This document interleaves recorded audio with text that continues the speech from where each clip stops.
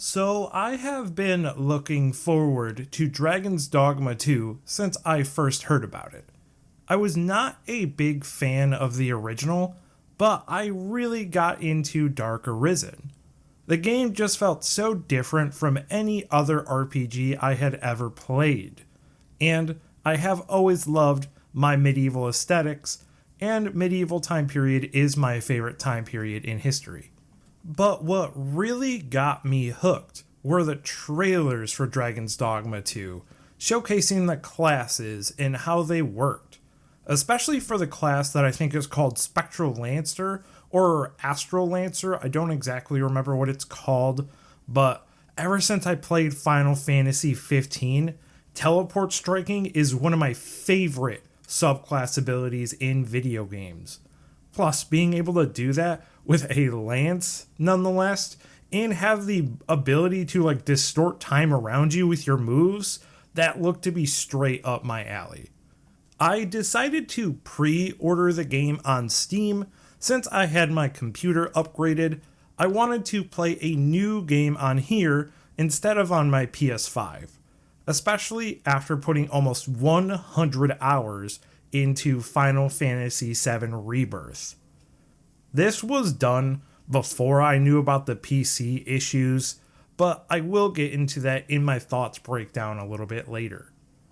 This video is about my first 4 hours into the game, how I feel after playing for 4 hours, and telling you if I think this game is worth the price in its current state, and if I recommend it to anybody on PC, PS5, or the like. But before we get into the video topic, if you could be sure to either like the video or subscribe if you do enjoy the content, I would deeply appreciate it.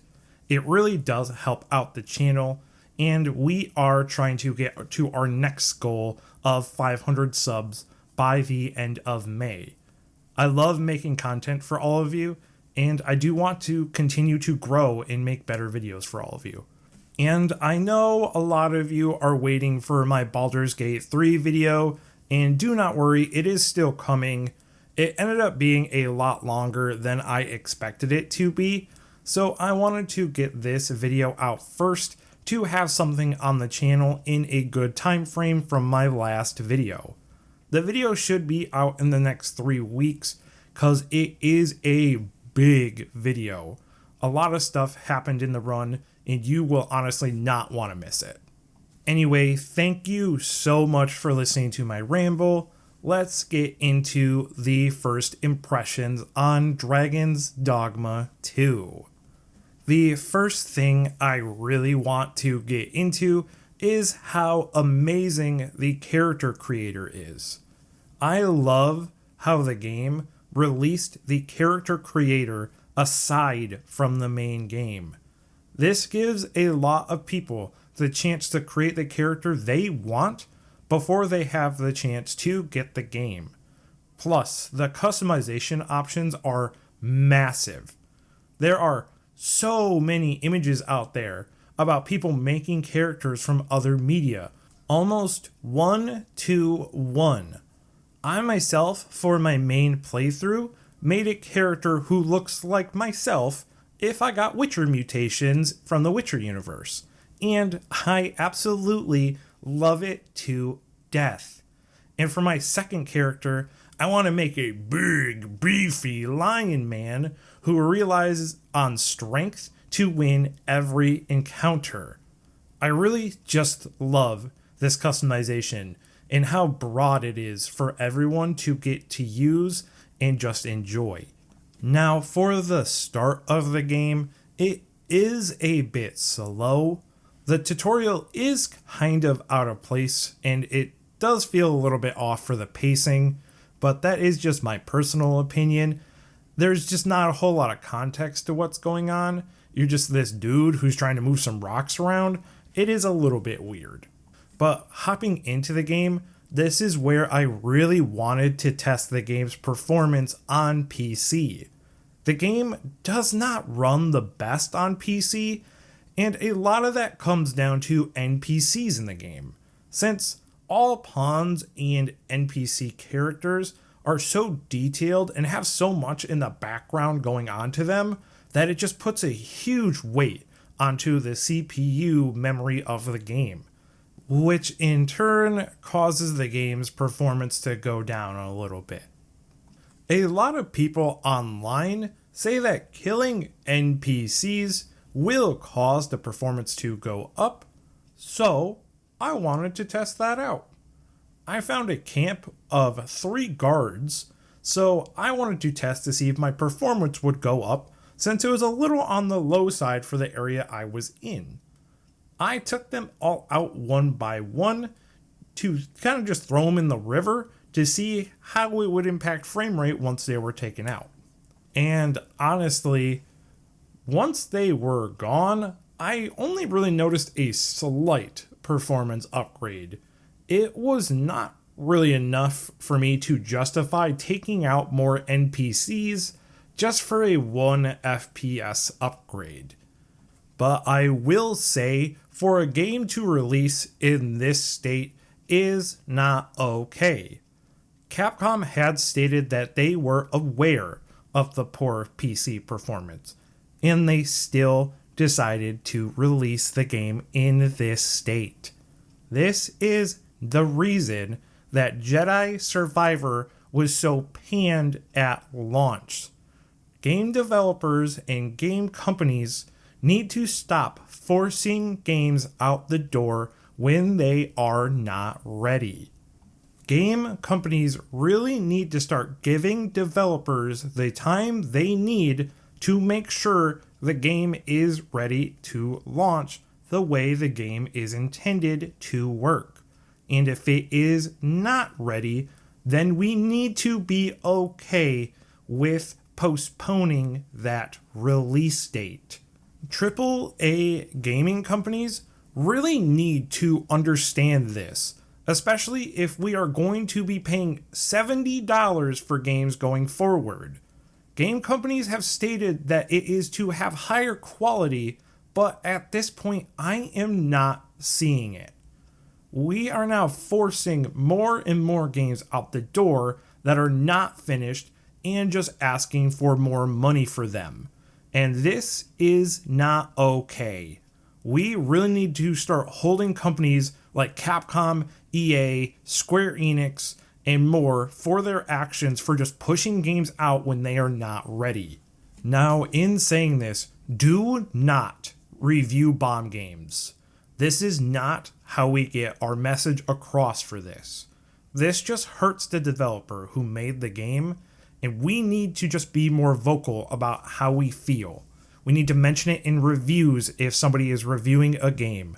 We need to mention it on Twitter if we are upset about it.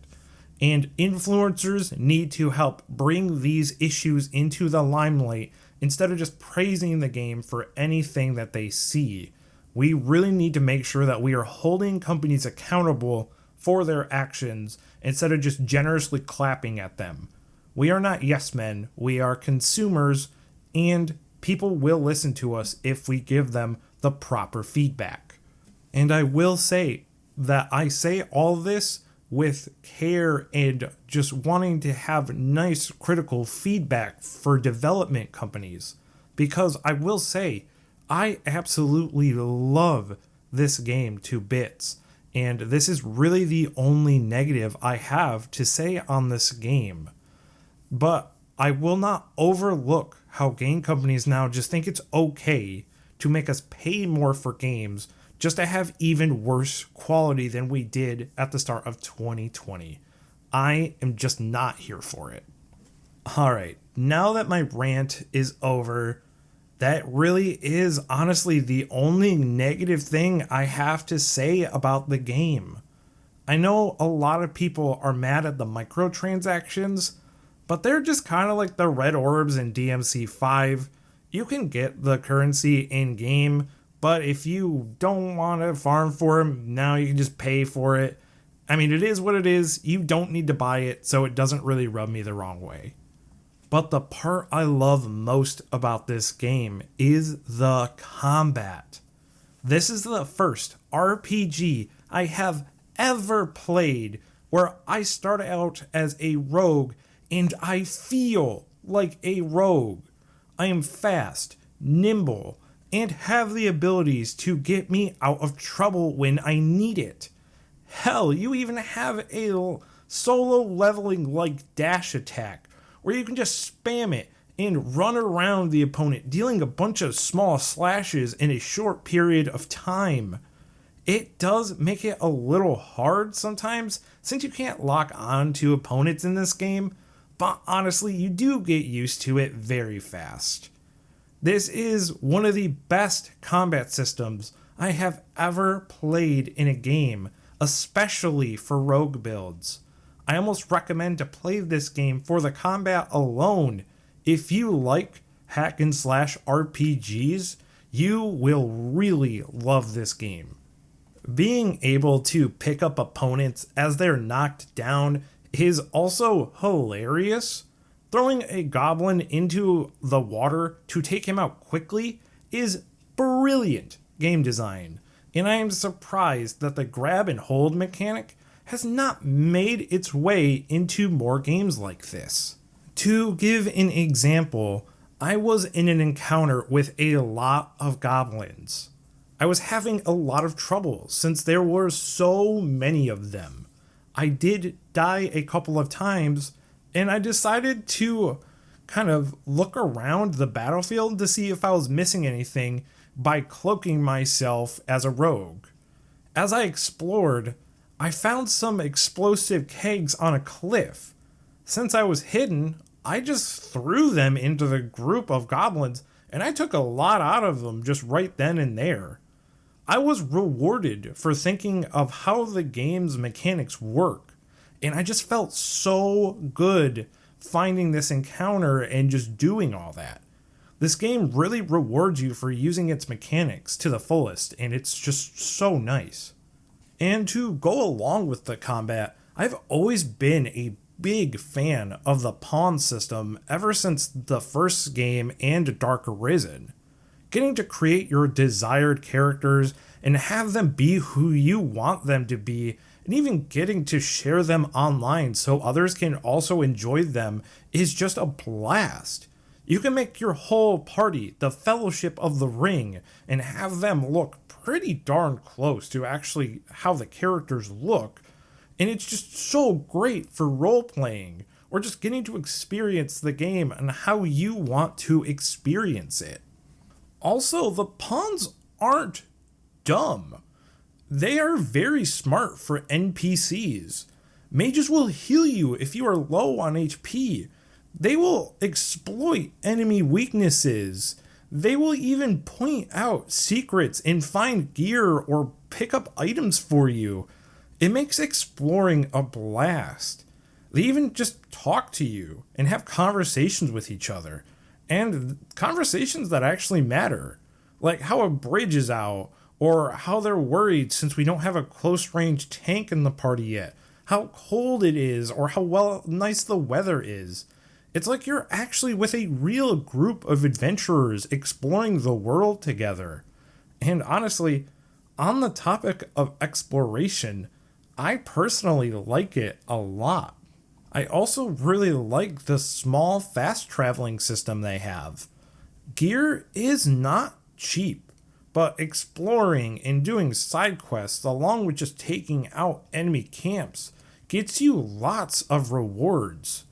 The game rewards you for playing the game, exploring, and finding secrets. Plus, you just gain a ton of experience while exploring. This makes upgrading your class very easy, and it makes it so you can unlock extra vocations super fast. I am only 4 hours in, and I'm already Thief level 4, and my pawn, she is Archer level 4. This is just from exploring a lot, walking around, and taking out all the goblins I come across, and finding secret places and just different things to loot.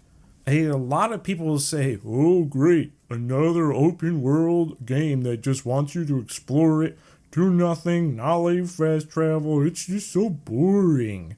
But it just feels like an adventure to me. It feels like I'm being rewarded for that exploration now that I can just level up my vocation super fast. I get to find gold so I can afford new equipment. I find new rings that can help our builds become better. It feels like the game just wants you to take your time, just make your own adventure. And honestly, I can see myself sink a lot of time into this game. If you want my honest opinion if you should get this game, I say hands down yes. If you only have a PC, I do recommend waiting until the patch comes out with the performance update. Capcom did say it was coming soon, but just like how Final Fantasy VII Rebirth was having issues, they didn't give an exact date for their patch, but it should be coming out soon since it is not just a small minority problem, it is a pretty vocal issue. If you do have a PS5, do get it on PS5.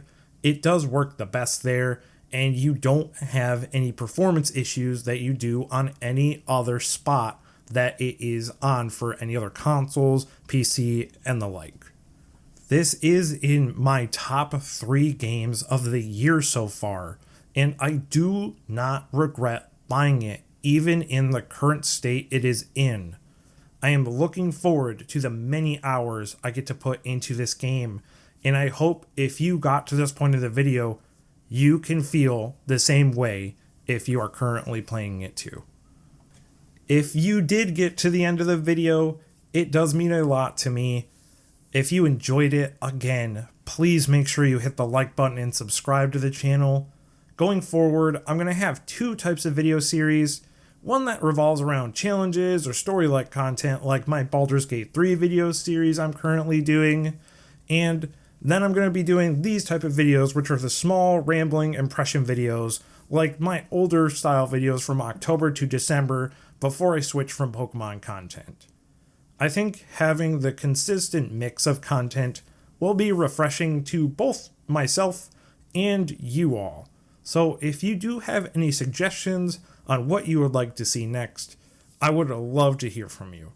Again, I appreciate you all so much, and I hope I will see you all in the next video. My name is Riku. Take care, everybody.